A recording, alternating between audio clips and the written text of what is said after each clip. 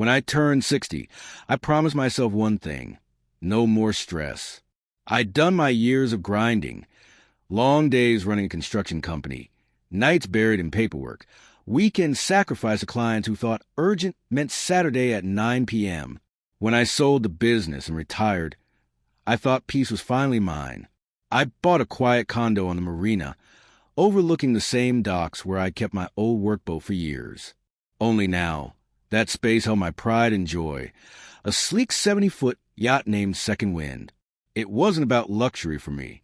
That boat was a symbol of everything I'd earned, every drop of sweat and stubbornness that built my life. My wife, Margaret, used to joke that it was the other woman in my life.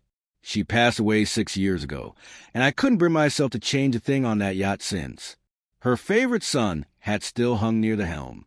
Her mug, Boss Lady, still sat in the galley cupboard. When I moved into Bayshore Residences, I thought it was a perfect spot. A calm marina, gated community, close to the ocean and the city. The only small downside was the HOA. I'd dealt with enough of them in my years as a contractor to know they could be more trouble than termites. But I figured how bad could it be? I was retired, minding my business, and not exactly the type to ruffle feathers. That was before Karen entered the picture. Her real name was something long and forgettable, but everyone in the complex called her Karen, even the security guard who always shook his head when she came around. She was a self-proclaimed HOA event director, which apparently meant she had a clipboard permanently attached to her hand and a scowl carved into her face. She ruled the marina like she owned it, policing every noise, every visitor, every step on the dock. The first time she approached me, I was cleaning the deck of Second Wind. The morning sun reflected off the calm water, and the sound of the seagulls was the kind of peace I craved. That's when I heard the sharp click of her heels. "Excuse me," she called out, voice full of that fake sweetness people use before they say something unpleasant. I turned and smiled politely. "Morning." She squinted at the boat's name. "Second Wind, huh? Cute. You must be new." "Moving about a month ago," I said, coiling the hose. "Well, you'll need to be aware that all vessels in this marina must comply with HOA event scheduling. The dock space is for community use, and—" I raised an eyebrow. "I own this slip." Her smile faltered for half a second. "Yes, well, technically, but all activities are subject to approval." "Don't worry," I said. "The only activity I plan on doing is fishing and napping." She didn't like that answer.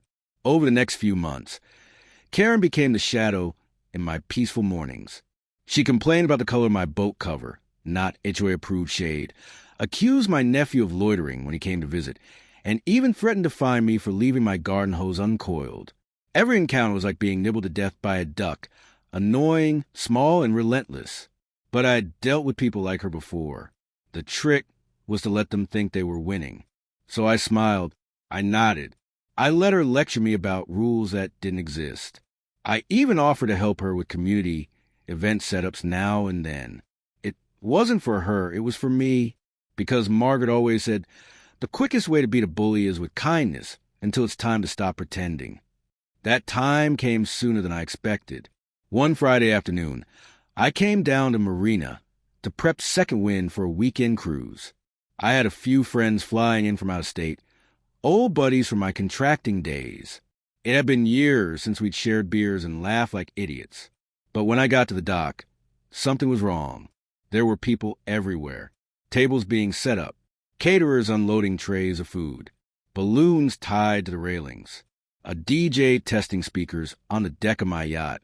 At first, I thought I was losing it. "Hey!" I called, walking faster. "What the hell's going on?" A young man in a catering uniform looked up. You the owner? We're setting up for the HOA gala. Ms. Karen said this was the event yacht." "The what?" I snapped. He pointed to a clipboard. HOA Summer Soiree. Guest count 104. I felt my blood pressure rise so fast I could hear it pounding in my ears. I climbed aboard, and sure enough, there was Karen, standing in the middle of my deck, barking orders like a general. "Karen," I said sharply.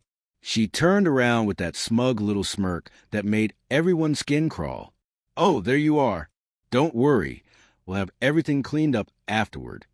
"Cleaned up?" I repeated. "You're holding a party on my yacht without asking me." "Oh, please," she scoffed. "This is a community event. The HOA voted to use the marina's largest vessel. You weren't using it, and as a resident, you're expected to contribute." I took a deep breath. "You didn't vote. You decided. On my private property." Her tone dropped cold. "Technically, since your slip is part of the HOA jurisdiction, we have rights to use communal facilities." "The yacht isn't communal," I interrupted. "It's mine." She waved a hand dismissively. "Let's not be selfish. Everyone will have a lovely time, and you'll get credit for generosity in the newsletter." I just stood there, staring at her. She really believed it. She believed she had the right to take something I worked my entire life for and use it for her ego parade. That's when something inside me clicked.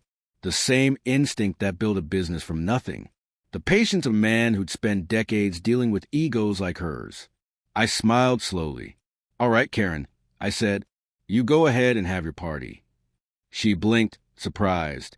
"Well, I'm glad you're being reasonable." "Oh, I'm more than reasonable," I said, nodding. "Have a great evening." Then I walked off the dock. But I didn't go home. I went straight to my office upstairs. Well, technically, my management office. Because here's the part Karen didn't know. I didn't just own the yacht. I owned the slip and the condo above it. And, in fact, for other units in that same building, including the one she rented. Yes, Karen's HOA Queen act was being performed from an apartment I'd leased her under a corporate holding name. I poured myself a drink, sat back, and let the storm brew. By nightfall, the dock was glowing with lights, music booming, laughter echoing across the water. Karen strutted around in a glittery dress, telling everyone how generous the HOA was for hosting a luxury gala on a yacht. People were impressed. They took photos, clinked champagne glasses, and toasted her name. She was in her element, until the Coast Guard arrived. I'd made one call earlier that afternoon, not to the HOA, not to security, but to my insurance company, notifying them that an unauthorized event was being held aboard my insured vessel without my consent. They immediately alerted Marina Management and the Coast Guard. When those red and blue lights flashed across the water, the party froze. The music died. Officers boarded the yacht, asking for the owner. Karen, ever confident, stepped forward. "That would be me," she said. The officer checked his tablet. "You're Karen?" "Yes, Karen Mitchell, HOA director." He frowned. "This vessel is registered to a Mr. Samuel Hayes." The crowd murmured. Karen's smile wavered. He's a resident. He loaned it to us." I stepped out from behind the dock, railing, and waved. "Evening, officers." The look on her face was priceless. The officer nodded toward me. "Mr. Hayes?" "That's right," I said calmly. "This is my yacht, and I didn't loan it to anyone." Karen sputtered. "That's ridiculous." "You said." "I said you could have your party." I replied evenly. Didn't say I'd take the liability for it. The Coast Guard officer cleared his throat. "Ma'am, do you have written permission from the owner?" Karen looked around helplessly. It was implied. That was when my lawyer, who'd been standing nearby, handed the officer a folder. Inside were copies of the yacht's ownership, the marina lease, and the insurance documents explicitly forbidding unauthorized events. It took less than 10 minutes for the party to end. Guests were escorted off. Caterers packed up. The DJ tried to act invisible. And Karen, she stood there, trembling with fury and humiliation. But I wasn't done. The next morning, she stormed into the HOA office, trying to rally the board against me. What she didn't realize was that her lease renewal was sitting in my inbox. It was due in 3 weeks. And since my company owned her unit through a property trust, she had no idea who her actual landlord was. So I waited. 3 weeks later, she knocked on my condo door, fuming about a rent increase notice. I opened the door with a cup of coffee in hand. "Morning, Karen," I said cheerfully. Her jaw dropped. "You!" Me. Her voice quivered. You're my landlord? Have been for 2 years, I said. Small world, huh? She stammered something about conflict of interest and harassment, but by then she knew she crossed the wrong man. I didn't yell. I didn't gloat. I just handed her a polite termination letter. 30 days to vacate. When she left that day, she wasn't strutting. She looked like a balloon losing air. A few weeks later, I sat on the deck of Second Wind, watching the sunrise ripple across the water. The dock was quiet again. No loud parties, no HOA drama, just peace. My friends eventually came down, and we spent the weekend cruising like we planned. As we raised a toast, one of them said, "You could have sued her, you know." "Yeah," I said, smiling softly.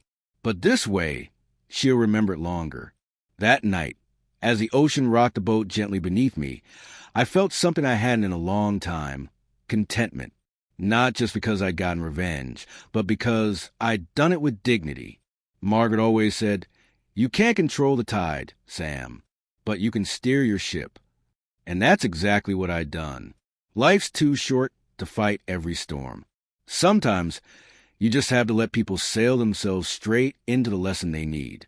And if that lesson happens to come with a rent termination letter, well, so be it.